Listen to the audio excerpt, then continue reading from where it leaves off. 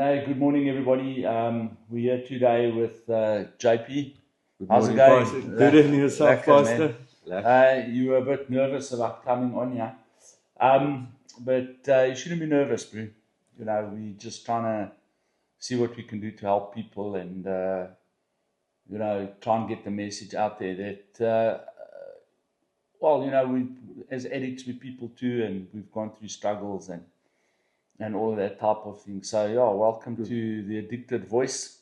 Thank you very much, Pastor. Lekker. Highly appreciate it. So, look, what I normally do is I just ask the guys to give me a brief rundown, of their addiction and, where it started and so on. So, I'm going to start with your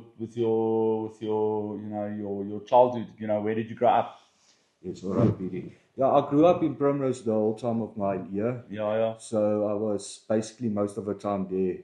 And that's when I went mostly AWOL of my drug addictions and everything as well. Okay, so you grew up in Primrose from the time you were born? Yes, PD. Okay, Primrose itself? Yeah, Primrose itself. Okay. So, lekker. And then you stayed there almost your whole life? Yes, Pastor. You go to primary school and high school there? Yes, I went to primary school, law school, Oosterkruin, and my high school was Primrose High. Primrose High? Yes. Oh, we played rugby against you. Yeah. So I was in Dawnview. I was in Dawnview High School. I stayed up in Sunny Ridge. And I went to school at Dawnview High School for most, well, not my whole matric career, but most of it. Well, my high school career, I didn't do matric there.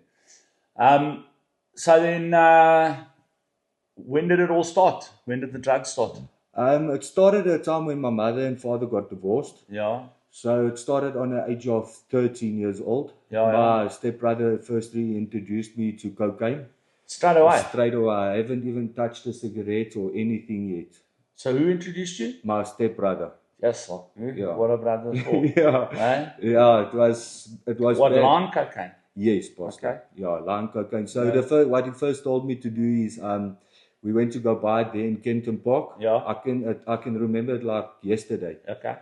So then he first said to me, no, he's going to make lines and then I must lick my finger wet and put it on my gums to check how it's going. Yeah.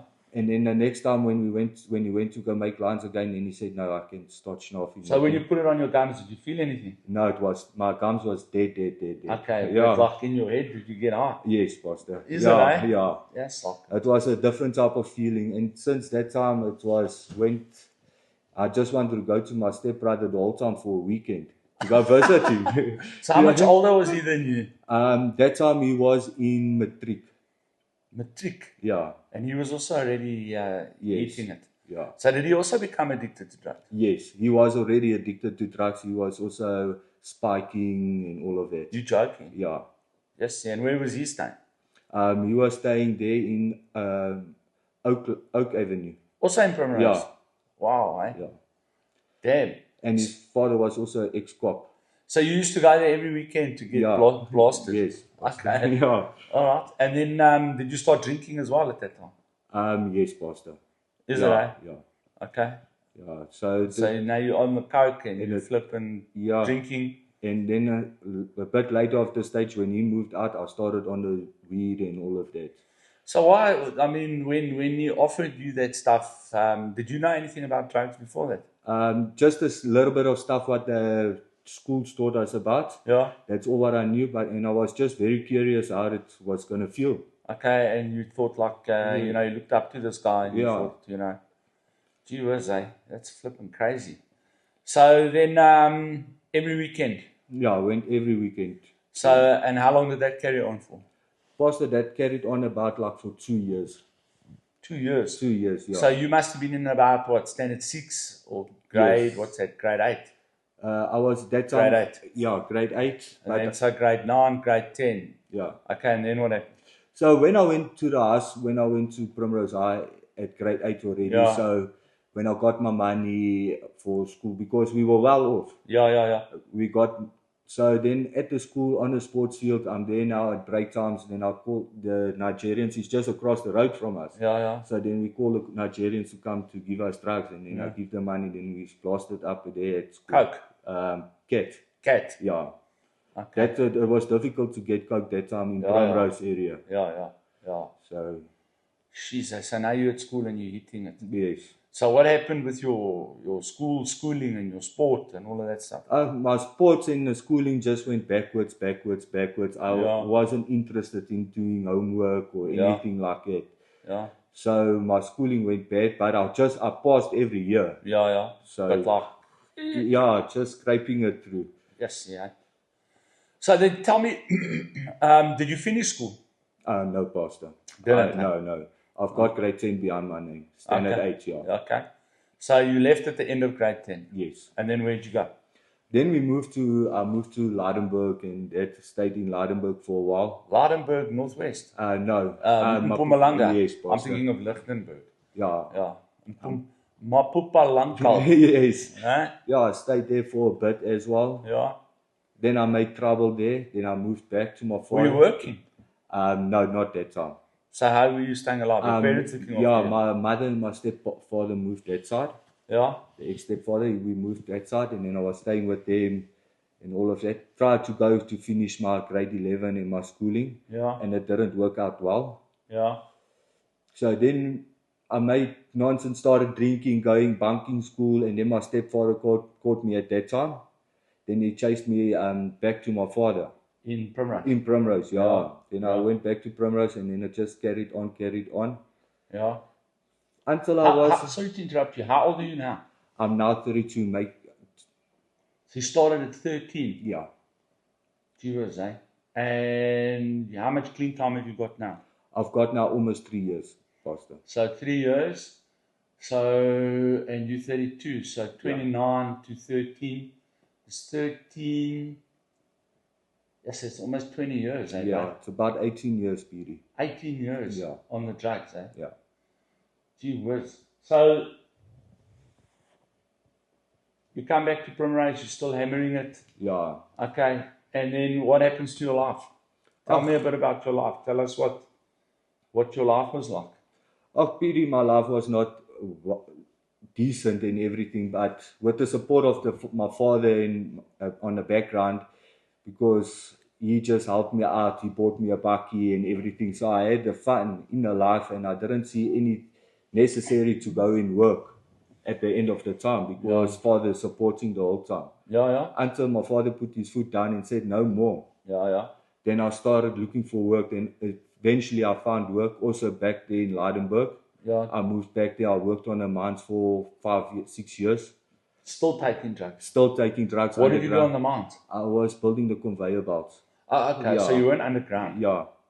Because I've had guys here. I had a guy here that was underground with emergency services. So mining, but underground emergency services. So if miners get trapped or there's a fire or whatever underground, he was on one of those teams on one of the big gold mines. And he was hammering the drugs hard.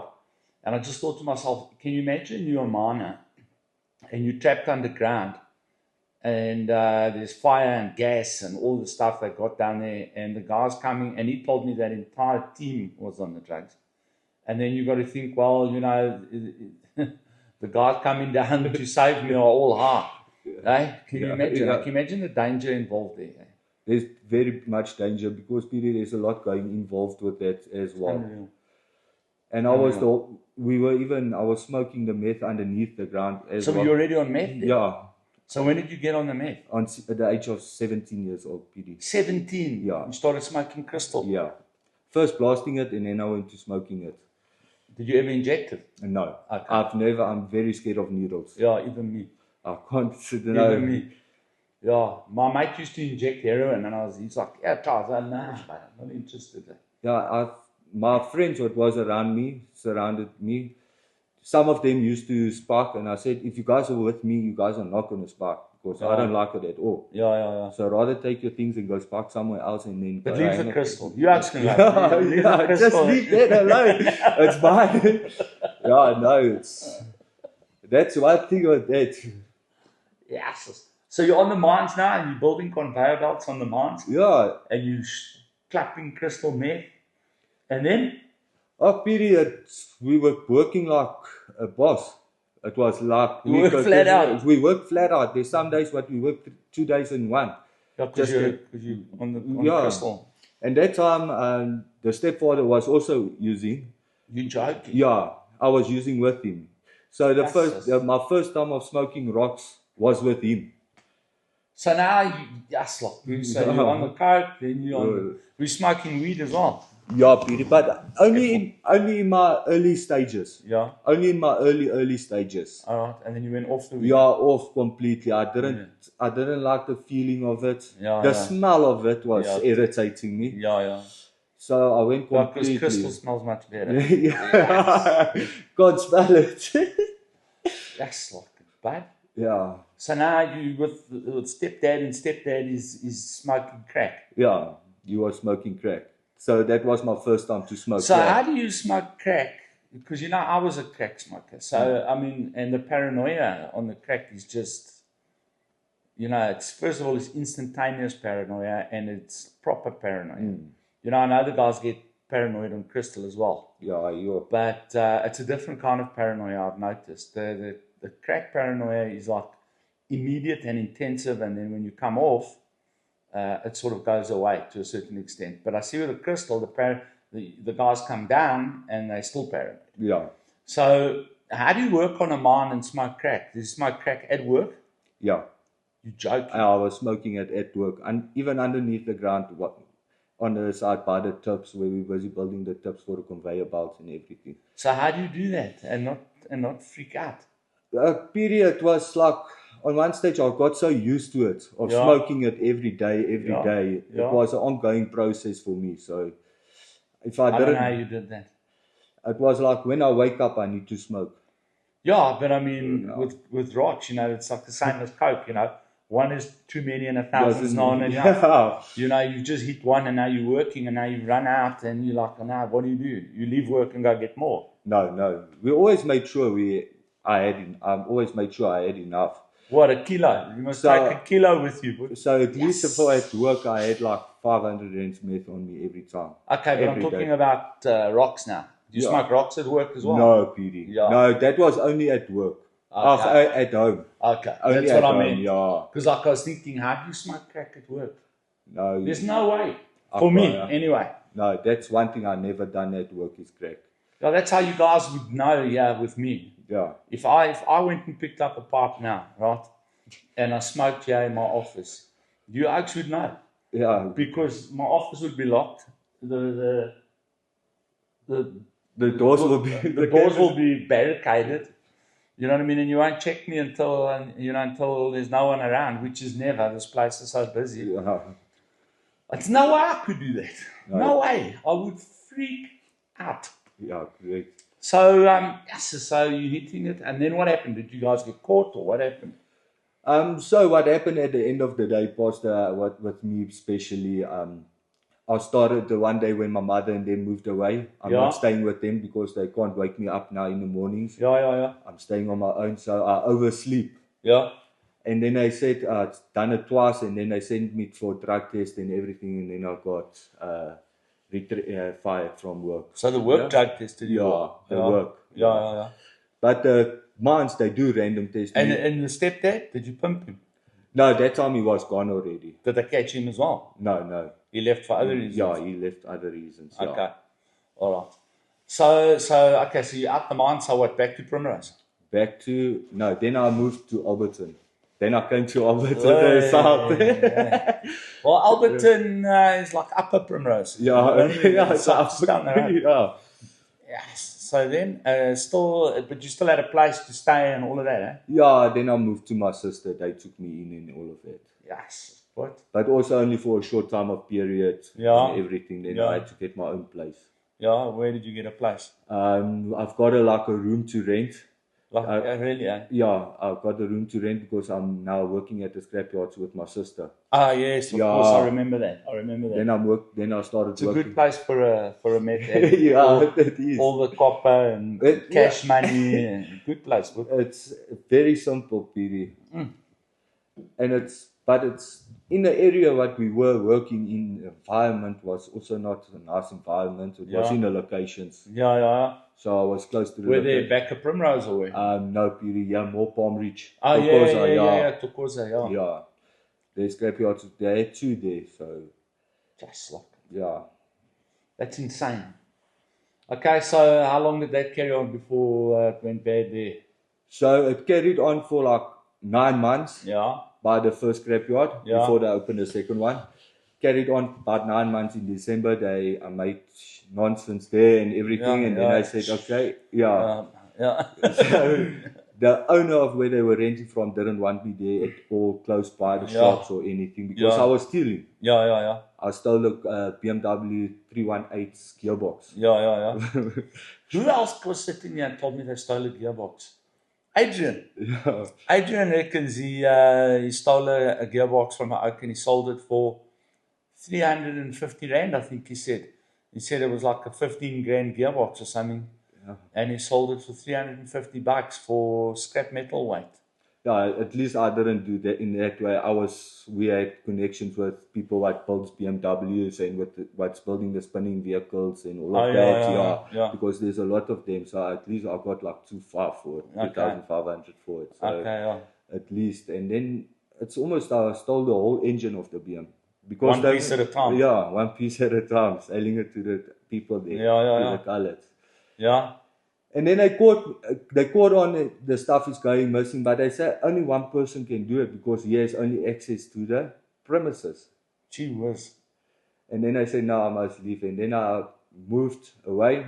Then I stayed there on the game farm until my sister and them opened a second scrapyard. Yeah. And that carried on only, but when I moved back from the game farm to my sister and them, they said, no, you must stop your nonsense and everything. Yeah. While I'm there, we're going now to, when my mother and them goes for grocery shopping in Alberton. Yeah. I've already found the dealer, of WhatsApping the dealer in Alberton to meet me there by Lemon Tree Shopping Centre. Yeah. While they're busy doing shopping, I'm running to the dealer. Yeah. Come back, first go there, buy into the bathroom, eat some couple of lollies before I go to my mother and them. Yes.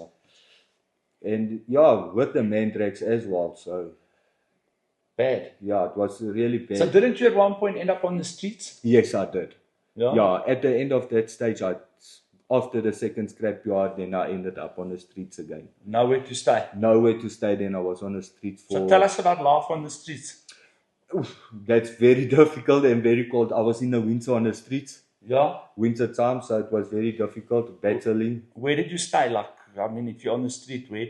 Because I know Alberton, I know some of the places, but obviously I've never lived on the streets in Alberton. So tell us what it's like to live on the streets, mate. In Alberton, is it very rough? So you can't basically sleep at all. You need to be awake. Yeah. So you must. Why? It's because you'll be scared of the other people what's coming to rob you and steal. Other addicts. Yeah, other addicts what's coming to steal from you. Did you ever stay under that bridge where those oaks stay? They've got that whole little town under the bridge there. No, but one of my friends was staying there. Yeah. Yeah, I heard they killed a guy. Yeah, I've know about 4 people that they killed there. Really?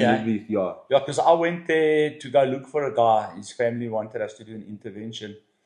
And I couldn't find him. And then I was speaking to this addict, speaking to that addict. And they said to me, no, they saw him there. And so I went, I parked my bakkie on the other side on the grass there. And I came across the road. And then I went, you go down that thing, like the slope. Yeah. Because I'd never been in there. And I came under there. And I was expecting to see just mattresses, old mattresses and blankets. And then I went under there and I see there's Wendy houses down there and there's things built out of tarpaulin under there. Yeah. And I mean, if I must guess, I might be way out, but I would guess 60 to 100 people living there. Yeah, there's a lot of people living there. Eh? Yeah, there's a lot. And like a full-on community, actually. It was shocking to me. And anyway, I didn't find him there. But while I was looking for him, people said to me, listen, you must be careful. Some of the guys they said, you must be careful, and you come into these types of places here in Alberton because we've had oaks get killed here. In fact, a couple of days ago, oak got stabbed to death here and blah, blah, blah. These guys that are high on the crystal, they don't think, they just want money for more crystal and they'll attack you and they'll kill you, And I was like, well, Good luck if they're going to try that. Where I come from, we got taught early, never bring a knife to a gunfight. Yeah. So, but he says, yeah, it doesn't matter. You can have a gun, you can have whatever you want. He says they just come out of nowhere from behind, jup, jup, and you won't even see them. By the time you see them, it's too late. Oh. So I said, all right, thanks. Thanks for the tip. And I left. I've never gone back down there. But I also know that when it rains heavy, like a lot of that stuff gets washed away because it's like there's that river running. Yeah. There's a lot of those things are what's getting washed away. There's some guys what have Drowned. Yeah. One of the guys drowned even there when it washed away. Yeah. Bro, it's insane, eh? It's crazy how people, where this stuff takes the guys. And it's sad, because like even that person I spoke to that day, you know what? Not a bad guy. He didn't strike me as a stupid guy. He seemed to be, pretty able to communicate well. And I just thought to myself, and I think about it whenever I see the guys that are, on the street and battling, how many of them actually have just so much potential. It's bad. Eh?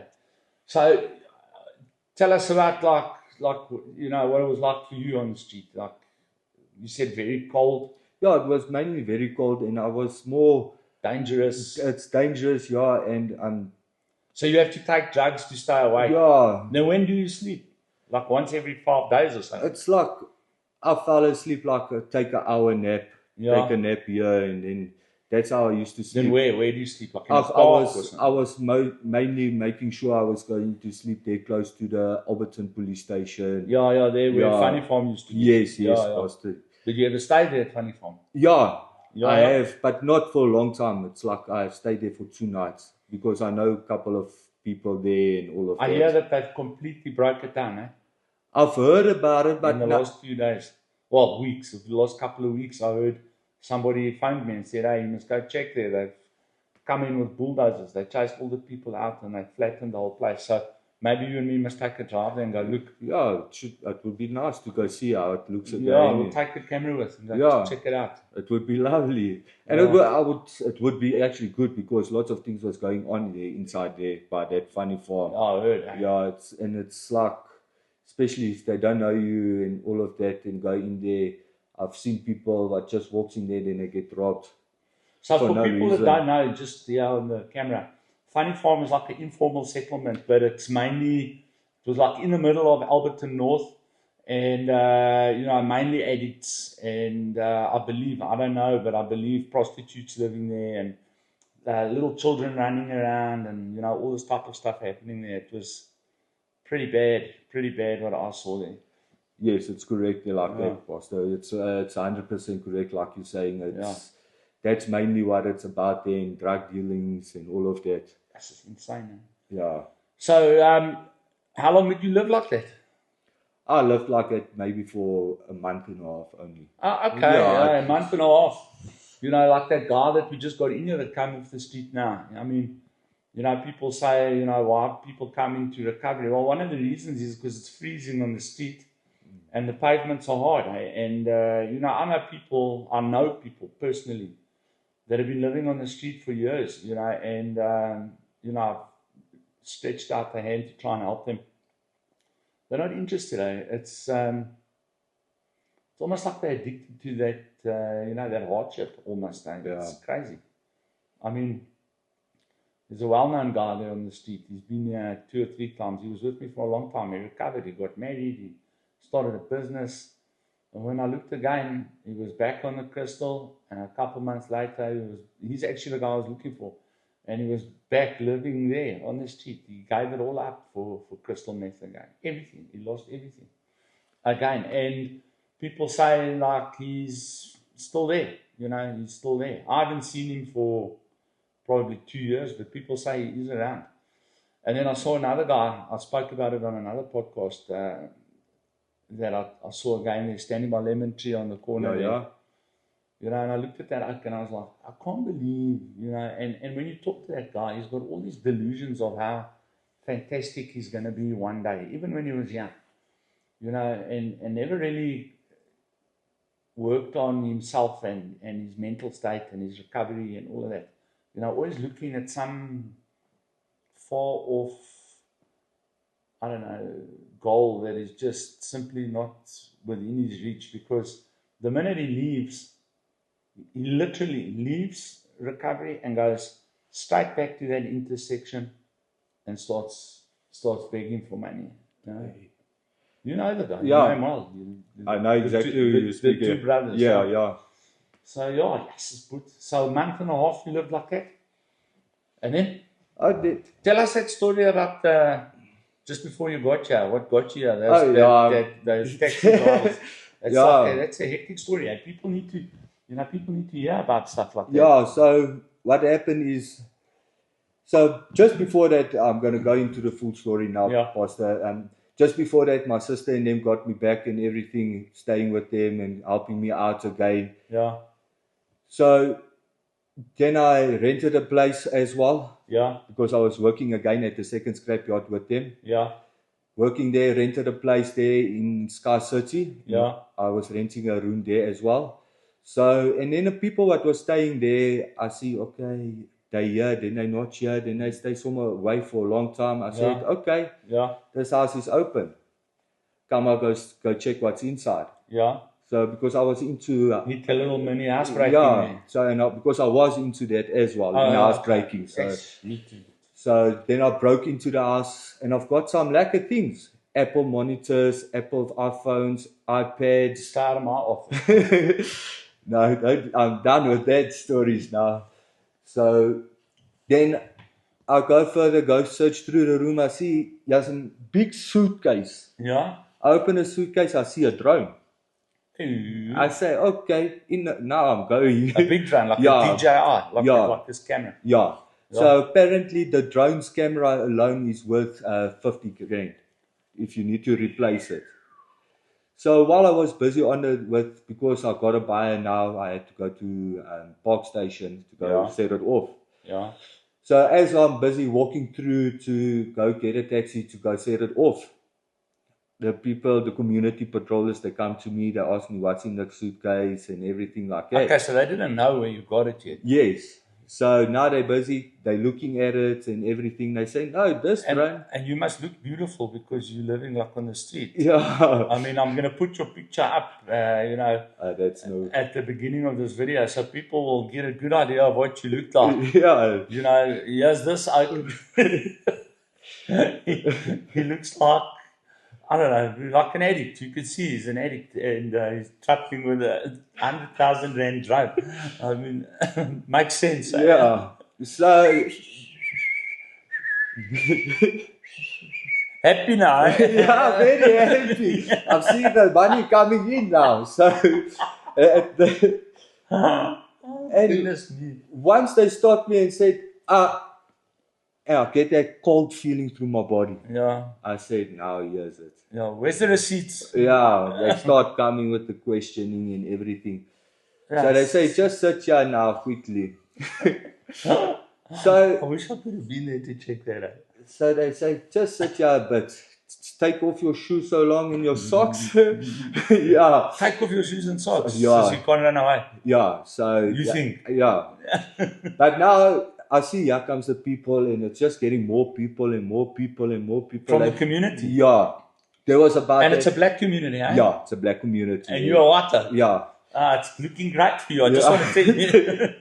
Are they bringing tires and stuff yet? Not yet. And petrol? Not yet. They were bringing they were busy coming and standing there with the sham box and all of that around me.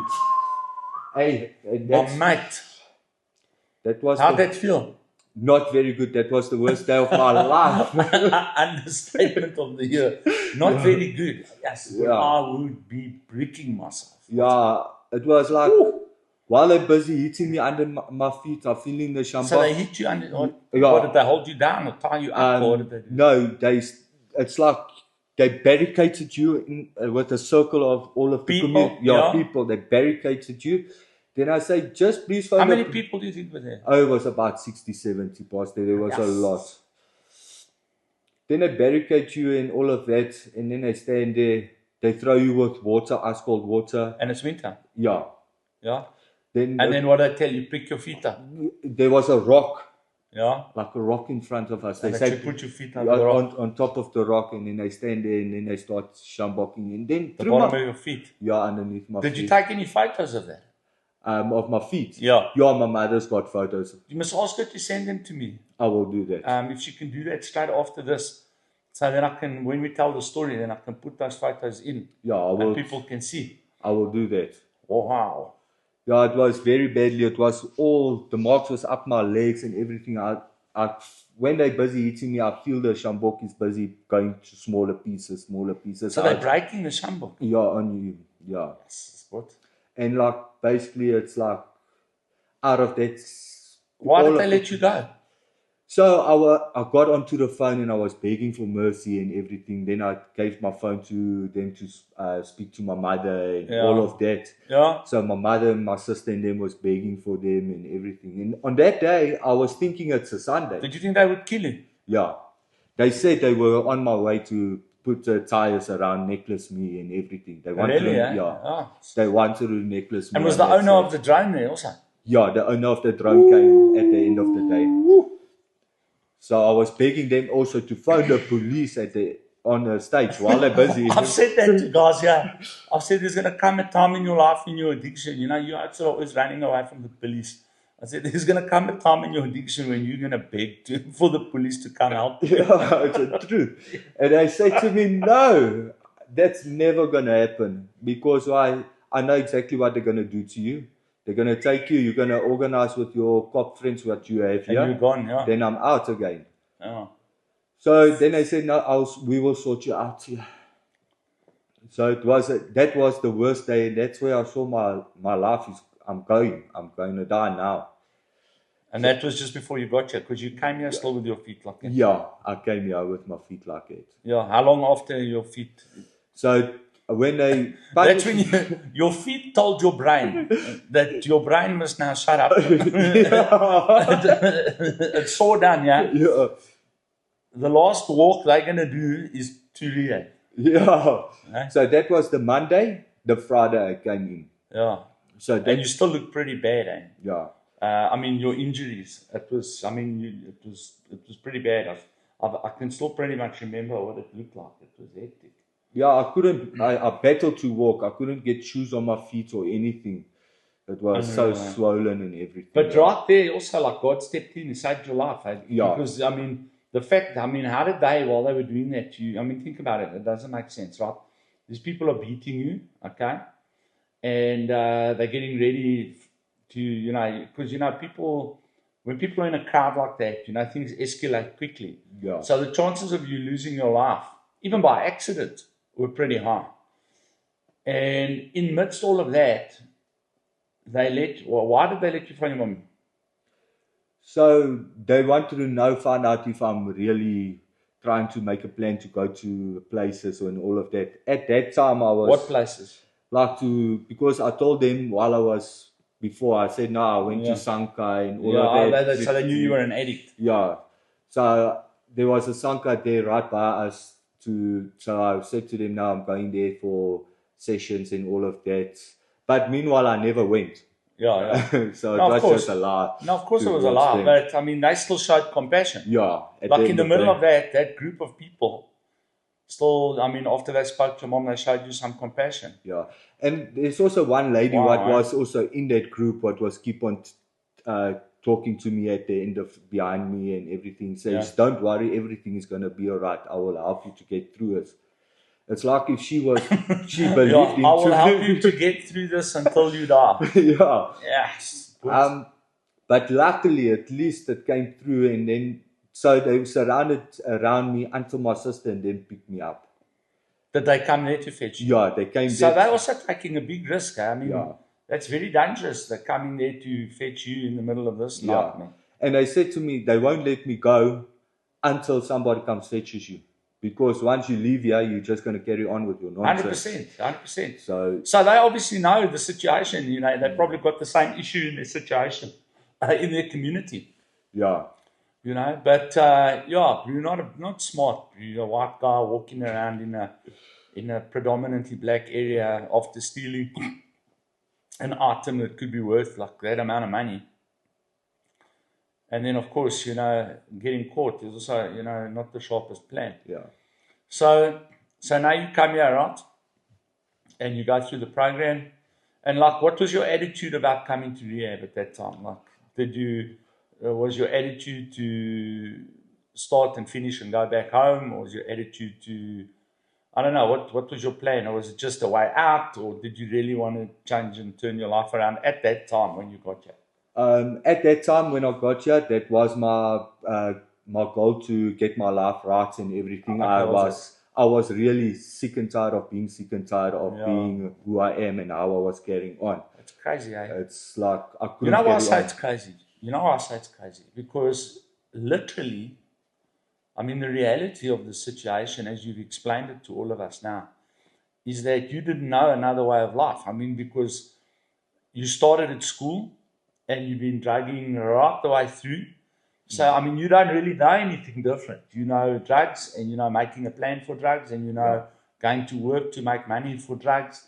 And so, yes, that's a monumental task that you now, sitting back and going, well, I need to change my life, especially when you think, well, change my life back to what? Because you don't know anything else. That's correct. Gee whiz, that's hectic. Yeah, it was very, very difficult. No, that's hectic. So, how did that process go? I mean, how did it go? Oh, so now my process. So my point was when I arrived here, I was telling my mother I would stay here as long as I was necessary. And then eventually I said, no, come on, pick myself up in walking with winners and lift myself up and carrying on forward and make a life of it. And let's try and help other addicts as well to get better. Yeah. So, and then once I started doing that, I'm starting to feel more happy to see people getting better and all of that. Yeah. So, and I started enjoying it more. And tell me, has God played a role in your life in this? God has played the most majority of this in my life. Really? Eh? Yeah, He played the biggest role of it. Because I mean, there are guys that come clean and they live their lives, without God.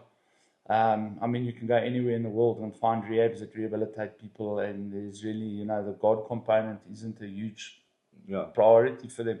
That's why I always ask guys on camera, for you, because I mean, you can rehabilitate yourself here and dodge the God stuff. You can't really dodge it because it's in your face all the time, but you can still make the decision, yes, I'm in or no, I'm out, in terms of your belief system. I mean, no one forces you to believe in God. It's either you catch onto it and it helps you, or you find other things within the program that help you. But so that's how I always ask the guys, because I find that, I mean, we've got a couple of guys here that work here that are very good at what they do, but they're not like highly spiritual people, if I can put it to you that way. They, they do their job and they do it well. And they read the Bible and they do their stuff, but you don't find them, out of their own just preaching the gospel to guys and that type of thing. Do you find yourself preaching, or it's not really your thing? Petey, with like the new guys that come in, what do you tell them? I assist them in everything and I help them where I can. Yeah. So it's depending on what situation they are in as well. So it's like I have to read a person and start finding out where can I help him with and how can I help him with towards to go into the Bible and where to so start you do, from. I mean, you point them in the direction of Christ and the Bible and that. Okay. Yes. So I just want to say for the camera, that JP is, and I do, he doesn't get enough, how can I put it, validation, if I can say it that way. But JP is like one of the solid, well, he's a linchpin in this ministry. In other words, he's super reliable, he's super productive. Even when he's having bad days, he doesn't complain, he just, does what he needs to do. He's really one of our key people here. And, if you think about the story that he's just told, to go from being literally a street junkie, if I can use that word, to becoming what he's become here. And I don't think, he gets enough commendation for what he does. And I just want to tell you that we really appreciate you. Thank you. No, really. I mean, whenever there's a crisis, like, let's say, when I say a crisis, not a crisis like someone is in trouble, or like when a donor phones us and says, listen, you need to come now to fetch stuff, otherwise you're going to lose it. Even if when he's off or he's after hours, you can rely on Poley. Poley, would you mind going? No problem. And he's in the car, he's in the back, and off he goes. Super, most reliable guy. One of the most reliable people that I've ever met in my life. And another thing that I found, and that's why it's literally because of Poley that I spoke about what I spoke about a couple of days ago, maybe a week ago, loyalty. This guy's loyal to the core. This is one guy, if I would go into battle, I would take him with me, not because I think he can fight or he can shoot a gun or whatever. If I went to war, I'd take him with, because I know no matter what comes, if I look, he's going to be there, and that's what I found about him. And that's why I spoke about loyalty. Loyalty is something that I think a lot of addicts have got, but, they're loyal to the wrong things. Yeah. But, I just want to commend you. Your walk has been incredible, looking at, what you've come from, what you've been through, and what you're doing now. Just holy blink on boer, bro. I will do so, Pastor. Yeah. Are you happy with your life at the moment? To be honest, Pastor, this is the best time of my life. To be honest, I couldn't ask for much more. Yeah. So if you could ask for something, what would you ask for? Like materially, or what would you ask for? If there's one thing, what is something that you're looking forward to having? My main goal now at this stage is what I'm looking forward to is to get a car. You want a car? Yeah. Are you saving for a car? Yes, I am. Is it, eh? Yeah, I am saving for it. Okay. So the little what we get, I'm highly appreciated, and with what I'm getting, I don't want any more. It's enough for me to push me through. Yeah. And what kind of car are you looking for? Oh, PD, at this stage, I'm even looking for like a little bucky. Like a little champ or something like that? Yeah, a little champ, or like a fertility, one of those ones. What's that? Those Chevy fertilities, those buckies. Okay. Yeah, I don't know that one. Yeah, it's almost like the old like the old little NP200. Those ones. Yeah. Okay. I'm looking like the Bantam that we've got, but obviously in better condition, newer. Yeah. Okay. That's one of the things that I would like to accomplish again. Okay. Because I highly appreciate a lot of. Look, I mean, I'm not embarrassed to say it. We give the guys. They don't earn a lot of money. They don't earn money, to put it that way. They get a stipend on a monthly basis, but they get free accommodation, they get free child, they get free everything else. But the financial component, because of what we do, is not massive, and it's difficult to save for a car. So if there's anyone out there that wants to give Poley a car, give the Oak a car. Come on, man. Don't be like that. You know what I'm saying? So he's done well. He's a great guy, I think he deserves a car. If it was within my power to buy him a car and I had enough money, I'd buy him a car today. But, the reality is that it's just not within our financial power to do it.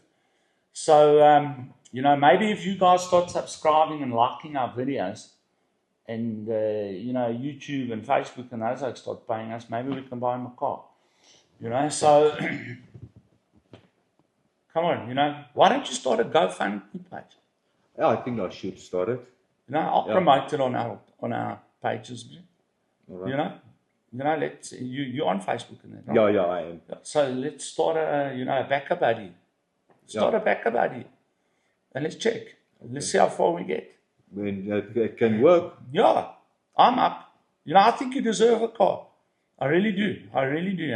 That's why I'm sitting here thinking. I'm already trying to think what plans I can make, because I really think you do. I mean, your commitment and your loyalty and your reliability and And, you know, the walk that you've walked in your life, if there's one guy, I think that, you know, if people want to donate a vehicle or donate some money to a vehicle for you, you know, I think you'd be the prime. Out of all the guys here, honestly, I think you are the one guy that is definitely deserving of it, mate. You know, and I will do what I can.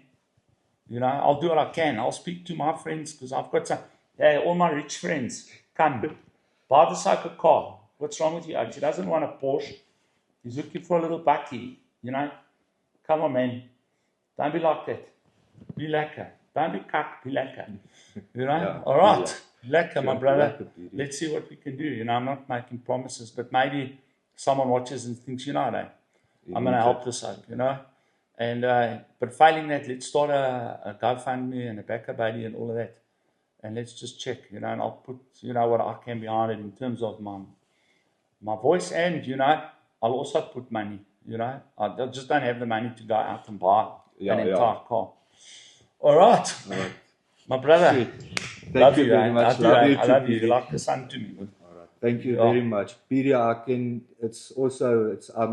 thank God for putting Pastor and Auntie Isabel on my pathway. Yeah.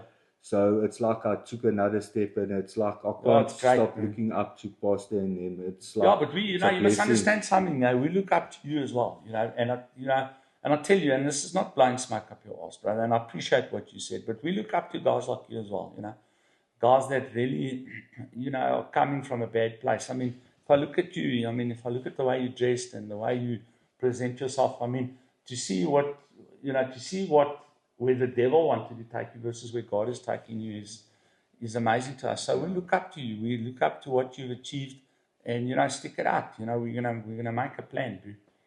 Thank you. All right, my bro. All right. God bless. God bless. Cheers, Stay- bud.